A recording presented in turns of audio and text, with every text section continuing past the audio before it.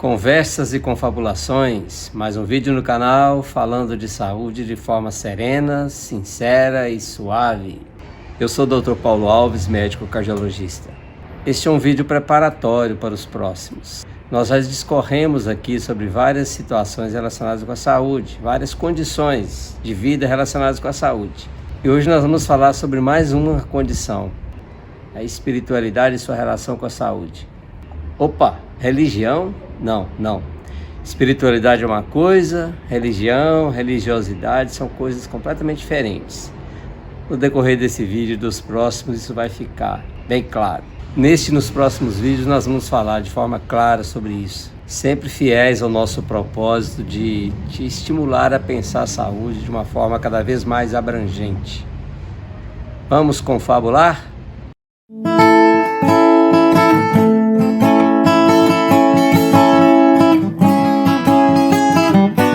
Antes de começar o vídeo, aquela recomendação de sempre. Dê o like, compartilhe com seus amigos, se inscreva no canal se ainda não é inscrito. Algumas pessoas têm me dado o retorno dizendo que não estão conseguindo se inscrever.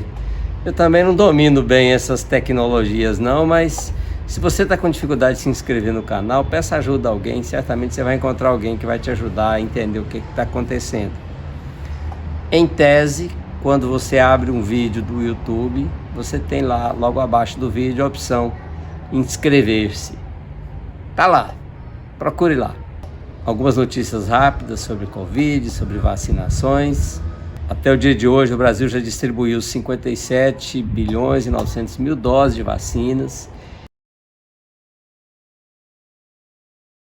E 41 milhões e 600 mil pessoas já foram vacinadas, pelo menos com a primeira dose.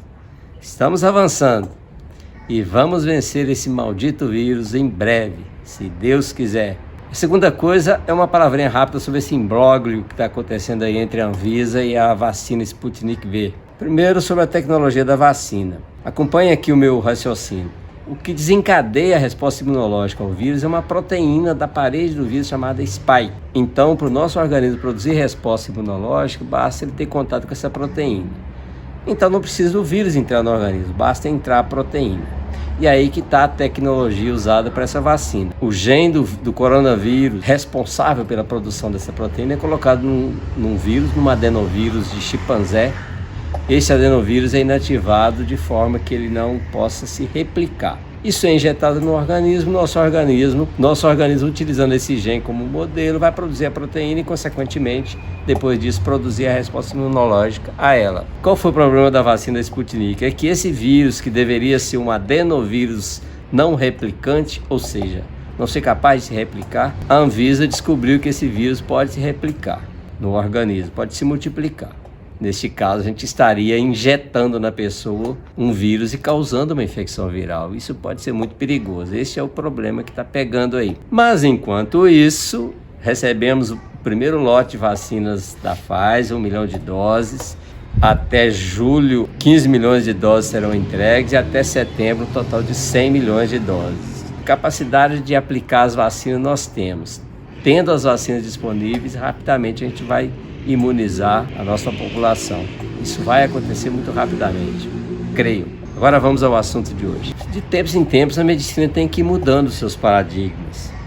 A gente já há muito tempo já entendeu que o que a gente considera de fator de risco para adoecer não explica tudo. A gente sabe que a obesidade está relacionada com aumento de hipertensão, com aumento de diabetes, mas nem todo obeso vai ficar hipertenso, vai ficar diabético. Nem todo diabético, nem todo hipertenso é obeso. Então, essa relação ela não é completa. Existem mais coisas relacionadas com esse processo de adoecimento. A gente já descobriu muita coisa a respeito disso e já falamos muito sobre isso aqui. Tudo que nós falamos sobre estresse, sobre combate ao estresse, sobre medidas anti-estresse, estão relacionadas com isso, com outros fatores relacionados com o processo saúde e doença. E hoje nós vamos falar de mais um deles, sempre do ponto de vista científico. Eu recomendo, quem já viu, rever. Quem ainda não viu, que veja os vídeos anteriores, porque a partir de agora eles vão ser fundamentais para você entender o que a gente vai falar daqui para frente. Porque nós precisamos ter bem claro o papel do suporte social na nossa saúde. Está lá no vídeo 4. E no vídeo 5 nós discorremos sobre os efeitos danosos do estresse na nossa saúde. No vídeo 6 nós falamos da importância das interações sociais, de como a solidão pode causar adoecimento. Falamos de atitudes anti-estresse, atitudes que nos levam a produzir os hormônios da felicidade, que têm efeitos opostos ao do estresse e, portanto, são benéficas à saúde. No vídeo 7. Como o afeto e as relações afetivas influenciam positivamente a nossa saúde, como que isso se desenvolveu historicamente ao longo da história da humanidade, desde os primórdios, desde a origem do homem. Está no vídeo 8. E no nosso último vídeo nós abordamos a importância de você ver, encontrar um sentido na vida, como isso está relacionado com o seu estado de saúde e até com a longevidade. E hoje nós vamos começar a falar sobre espiritualidade e vocês vão perceber que grande parte do que a gente vai falar aqui já foi pontuado nos vídeos anteriores. Por isso eu gostaria que você fizesse o link entre o que a gente falou nesses vídeos e que nós vamos falar hoje, para facilitar você entender qual que é a mensagem que a gente quer passar. Precisamos definir primeiro o que é espiritualidade. Já falei lá no início que não tem nada a ver com religião, e não tem mesmo não. O que é espiritualidade? Vários pensadores têm definido espiritualidade de diferentes formas e as definições se completam. Em linhas gerais, espiritualidade é definida como a tendência do ser humano de buscar sentido para as coisas, de encontrar sentido para as coisas, inclusive para a vida. É a necessidade que o ser humano tem de estabelecer conexão com algo superior, com algo que transcende a nossa existência. Como você gerencia suas emoções, os seus pensamentos, os seus sentimentos na sua vida de relações com as pessoas. Como você controla suas atitudes na sua relação consigo mesmo e com os outros. Há um grupo de estudos na Sociedade Brasileira de Cardiologia dedicado a estudar a espiritualidade. E esse grupo definiu assim espiritualidade: conjunto de valores morais, mentais, emocionais, que norteiam pensamentos, comportamentos e atitude nas circunstâncias da vida de relacionamentos inter e intrapessoal. Então vejam que a espiritualidade é uma condição intrínseca à pessoa. Pode estar relacionada com uma religião ou não, necessariamente não tem que estar. Por isso que eu digo que é uma coisa completamente diferente. Nós não estamos tratando de religião, de prática religiosa. A espiritualidade pode estar presente numa pessoa que tem uma religião, que pratica uma religião, ou que não pratica, ou que tem crença, ou que não tem crença, agnóstico, ateu, que não crê em nada. Não tem nada a ver uma coisa com a outra. E nós vamos focar no conceito de espiritualidade. Mais à frente nós vamos avançar no estudo das relações de práticas espirituais com a saúde. Aí será um passo a mais a ser dado. Por enquanto vamos focar nesse conceito aqui. Espiritualidade é uma condição intrínseca da pessoa que dá a ela as ferramentas de lidar com suas emoções, com seus pensamentos, com seu comportamento, com a sua forma de interagir, de lidar com seus próprios problemas, com suas próprias dificuldades e de interagir com as outras pessoas. Ferramentas que te ajudam a ser verdadeiramente uma pessoa humana e não um animal. Um pouco de mim na definição. Por que então que a espiritualidade tem a ver com a saúde? Olha, pelo que a gente já viu nos vídeos anteriores e pelo que a gente já conversou até aqui, está ficando claro que a espiritualidade tem tudo a ver com o estilo de vida. A espiritualidade faz parte do estilo de vida da pessoa, faz parte das características que compõem o estilo de vida da pessoa.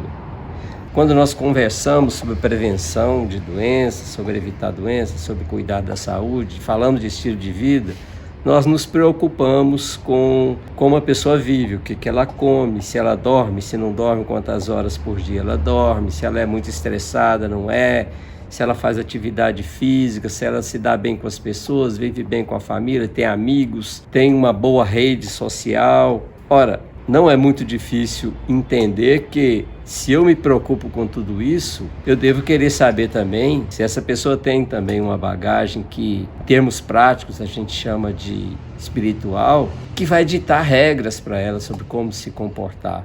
algo ligado à sua ética, à sua moral, a como ela se vê no mundo, a como ela vê o mundo. E isso faz parte de um estilo de vida. Eu quero chamar a atenção aqui para um aspecto do estilo de vida que impacta profundamente a condição de saúde da pessoa, que é o estresse. E nós já conversamos sobre isso, que o estresse está incorporado na nossa vida. O estresse faz parte da nossa vida. É impossível viver sem ele. Nós vivemos, praticamente todo mundo, em maior ou menor grau, numa condição de estresse crônico. E, obviamente, que se nós não soubermos gerenciar nosso estresse, nós vamos pagar o preço disso. No vídeo em que nós falamos sobre as atitudes anti-estresse, em que a gente falou de atividade física, de prática, atividades prazerosas, como medidas anti-estresse, a gente estava começando a falar de gerenciamento do estresse. Eu tenho que conviver com o estresse, eu não vou ficar livre dele. O que eu vou fazer, o que eu faço para torná-lo menos nocivo à minha saúde? Então nós vamos conversar sobre espiritualidade a partir desse ponto de vista. Com relação à espiritualidade e saúde, existem muitos estudos até agora comprovando a associação entre o nível de espiritualidade da pessoa e seu estado de saúde. Estudos tratando também de religiosidade, de prática religiosa e tal, e sua relação com a saúde. Nós vamos falar disso mais à frente nos próximos vídeos. O meu enfoque é discutir com vocês todas as atitudes da vida que podem impactar a sua saúde, sejam elas quais forem. Quando eu me proponho aqui a falar de espiritualidade, eu preciso ter certeza de que vocês estão entendendo que eu estou falando de mais um aspecto da vida, como todos os outros que eu já falei, que estão relacionados com a saúde. Como eu disse, existem muitos estudos que comprovam a associação, mas que ainda não explicaram o mecanismo pelo qual essa associação se dá. E é sobre isso que a ciência está se debruçando. O grupo da Sociedade Brasileira de Cardiologia, que mencionei há pouco, está cuidando exatamente disso, de explicar do ponto de vista fisiopatológico como essas coisas acontecem. O processo de produção de conhecimento científico segue geralmente uma mesma sequência. Você observa um fenômeno que sugere que existe uma associação entre uma coisa e outra, você estuda, comprova ou não que existe essa associação. Se você comprova que essa associação existe, aí você vai estudar o mecanismo pelo qual essa associação se dá, e depois, numa terceira etapa, comprovado, entendido o mecanismo, descobrir as formas de intervenção. Ainda não podemos demonstrar os mecanismos pelos quais este meu lado espiritual tem a ver com a saúde, de que forma isso pode me ajudar a ter mais saúde ou ser mais doente. Mas nós podemos fazer algumas inferências. Nós já podemos dizer que a espiritualidade norteia as nossas escolhas.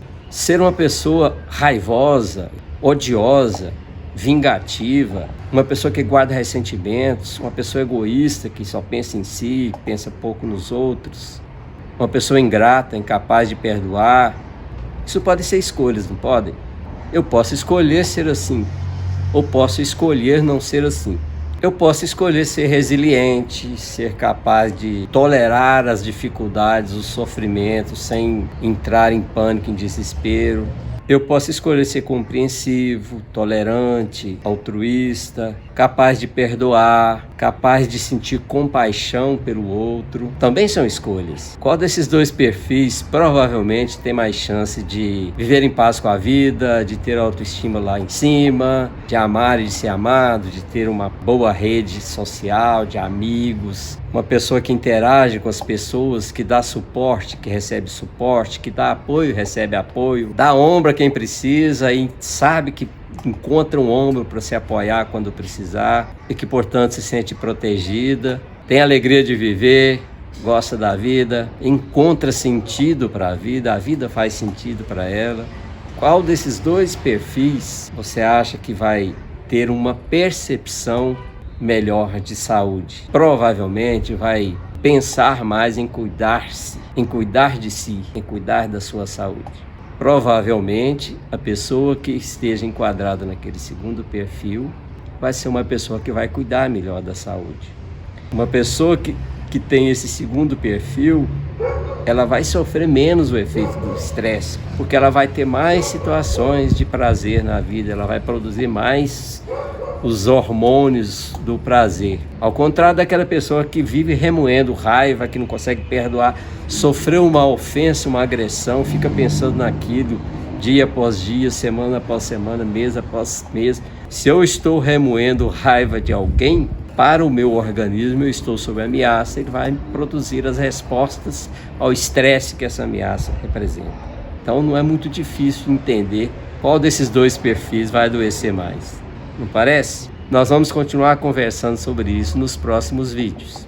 Dr. Bernard Fischer, que é considerado como o cirurgião que revolucionou a cirurgia oncológica. Citação dele: em Deus nós acreditamos, todos os outros têm que trazer dados. Como eu não sou Deus, eu espero trazer para vocês dados, para vocês acreditarem. É disso que estamos falando. A ciência é feita disso. Muito obrigado por ter estado comigo até aqui e renovo meu pedido. Dê o like, é muito importante você dar o like no vídeo, compartilhar com seus amigos e se inscrever se ainda não é inscrito. Eu sou o Dr. Paulo Alves, médico cardiologista.